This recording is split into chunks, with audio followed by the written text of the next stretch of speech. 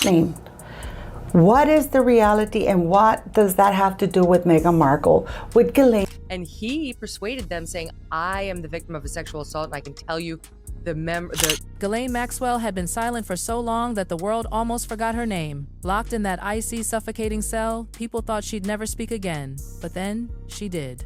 She leaned back on that cold metal cot, looked right into the eyes of the journalist interviewing her, and dropped a name no one expected. It wasn't a politician, not a prince, not another billionaire tied to Epstein's dark empire, she said, Meghan Markle.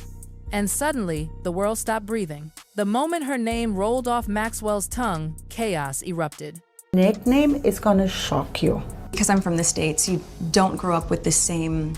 When Maxwell's private conversations leaked, everyone expected a scandal, explosion, names, details, timelines, everything. But instead of answers, what surfaced looked like a crime scene of censorship. Dozens of pages blacked out, shredded by markers, erased like they never existed. Whole paragraphs turned into thick black bars, as if truth itself had been murdered. It wasn't protection, it was fear. Someone, somewhere, wanted this story buried deep. Towards Harry and Meghan, because Harry and Meghan are so important that, of course, officials claimed it was all standard privacy procedure. But who were they kidding? Ghislaine Maxwell had no privacy left, Epstein had none either, and most victims had already gone public with their pain. So what was there to hide now? Why were 12 full hours of testimony sliced clean out of existence? Because those redactions weren't random, they were surgical. Every missing line seemed to be hiding not what happened, but who was connected. is guilty, when you're a defense attorney, but this one is a gift from above. She's got a very... And sitting right in the center of those missing pages was one name, repeated over and over again, Meghan Markle. Not mentioned by mistake, not once, but again and again. And every time her name appeared, the ink turned black. The rankled was a success rejection of our most revered institution. Those weren't casual mentions either. These were detailed references, intimate, situational. Meghan wasn't just somewhere near the story, she was inside it. At private yacht gatherings, at invite-only dinners where phones were banned and secrets were currency. The kind of rooms that the palace would rather burn down than have exposed to daylight. Juror questionnaire that he had been the victim of a sexual assault. And someone clearly decided the public wasn't ready for the version of Meghan that existed before the royal wedding. The way those pages were redacted screamed one thing: her past wasn't just complicated, it was dangerous. Maxwell claimed Meghan didn't always move under her real name. In certain circles, far removed from Hollywood glitz and red carpets, she went by one quiet word: Flower. And Flower wasn't some cute nickname. It was a code name used in places where anonymity wasn't a choice, it was a requirement. Rooms where everyone had a handler, introductions were whispered, and your worth depended on who vouched for you. Maxwell said Flower wasn't a one-time alias. It appeared again and again, recognized, remembered, and spoken about. These weren't wild Hollywood parties. They were elite yacht events, private dinners hosted by billionaires and political players. Every guest entered with a handler and left with secrets. And within that hidden world, Flower had her own private dossier, like a resume, but not for movie roles. This was a resume for gatekeepers. A guide that explained who she was, who brought her in, and what she offered. It was her ticket into the silent circles of power. Maxwell described a world where a reputation was traded like gold and silence was enforced by wealth. Meghan, before the fame, before the royal titles, was observing, learning, understanding how power operated behind smiles. She wasn't the star of the room. She was the shadow, watching, absorbing, calculating. She learned how influence traveled from one handshake to another. In those early years, her lack of fame was her greatest advantage. She was invisible, unnoticed, while everyone else was being watched. And then came the revelation that sent chills through even the most cynical royal watchers. Maxwell hinted that she was the one who introduced Meghan into those circles. That Meghan didn't just stumble into high society, she was placed there. Years later, when Meghan appeared beside Prince Harry, some people in those elite worlds didn't look shocked. They looked like they had seen her before, because they had. And then came the mention of one woman who seemed to tie all these worlds together, Sarah Ferguson, the Duchess of York. Most people believe Meghan met Fergie just before her wedding during that cute teach me how to curtsy moment, but insiders whisper a different story. They say the two had crossed paths years before when Meghan was frequenting the same private gatherings that linked Maxwell, Epstein, and those who orbited around Prince Andrew. Sarah, the eternal social survivor, knew these circles too well. She'd floated between them as fundraiser, social diplomat, scandal survivor, always knowing how to read a room. And according to whispers, Sarah and Ghislaine had a quiet rivalry. Not personal, strategic. Two women navigating the same world of influence, both fighting to hold relevance in powerful company. So when Meghan resurfaced in royal circles, Sarah's reaction wasn't surprise, it was caution. Because she knew exactly what kind of rooms Meghan had been in before. The royal family can survive many things, affairs, divorces, even scandals, but what they fear most is pattern recognition. And Sarah recognized the pattern immediately. She had seen it before. If Maxwell's world was the murky undercurrent of power and sin, Soho House was the glamorous surface, polished, seductive, and dangerous. A place where secrets wore designer clothes and reputations were built overnight. And behind the scenes of many of those events was billionaire Ron Burkle, a man whose name opens more doors than any royal title. Burkle knew everyone: politicians, financiers, media moguls, royals. And among those networks moved Ghislaine Maxwell long before prison became her home. Then came April 2015, when Soho House Istanbul opened its doors for the very first time. The guest list was hand-picked perfection: the rich, the rising, the connected. And yes, Prince Harry was there.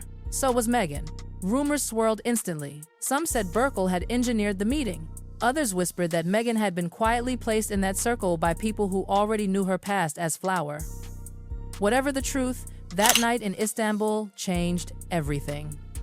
Within months, Meghan's image transformed overnight. She became humanitarian, philanthropist, global woman. That kind of rapid rise doesn't happen by luck. Someone powerful was pulling strings behind the curtain.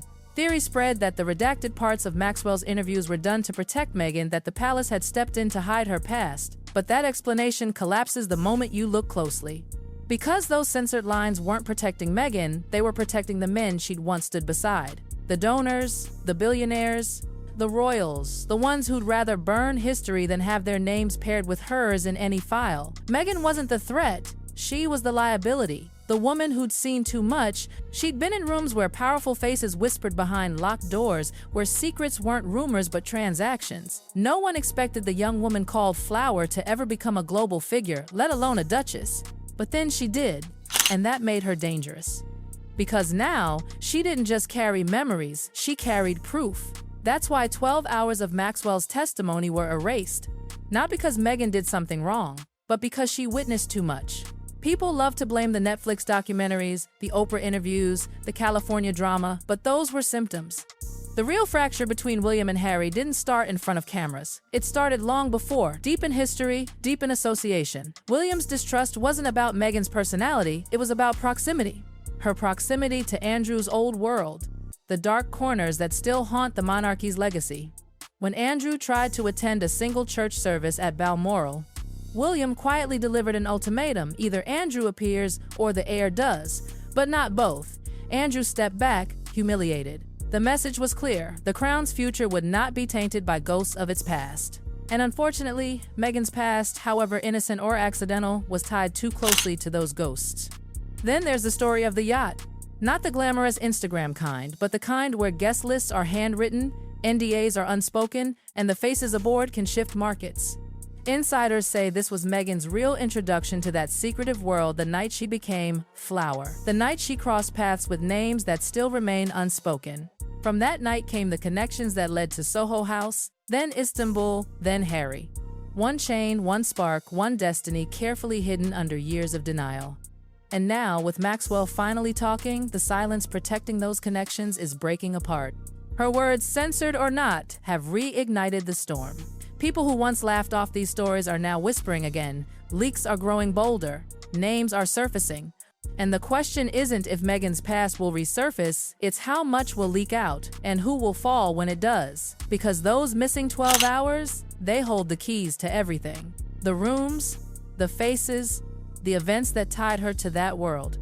And the people terrified of those details becoming public, they're not protecting Meghan, they're protecting themselves. Because when truth reaches this level, silence isn't safety, it's confession. And as the whispers keep growing, so does the panic in the upper corridors of power. People who once dismissed the whole thing as gossip are suddenly pulling back from cameras, deleting old photos, and pretending they never crossed paths. What was once brushed off as tabloid noise has turned into the kind of rumor that makes governments twitch.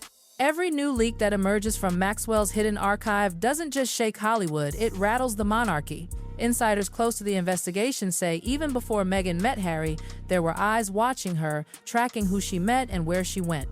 Someone out there was making sure she was always just close enough to power but far enough to remain deniable. Because that's how these elite networks work. No one leaves fingerprints, only whispers.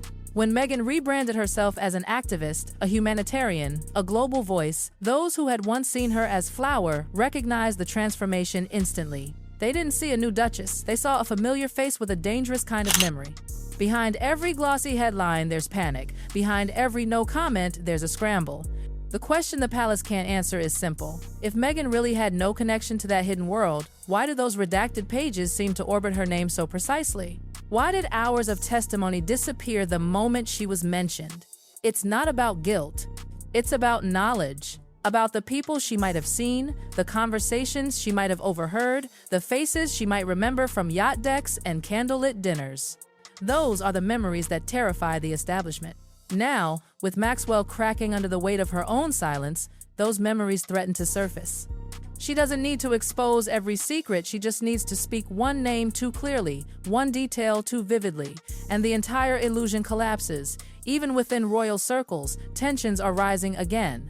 William's cold distance from his brother suddenly feels less personal and more strategic. He's not guarding himself from Meghan, he's guarding the crown. Every appearance she makes, every interview, every unscripted moment feels like a potential landmine waiting to explode into scandal. Because somewhere out there, there's still that yacht.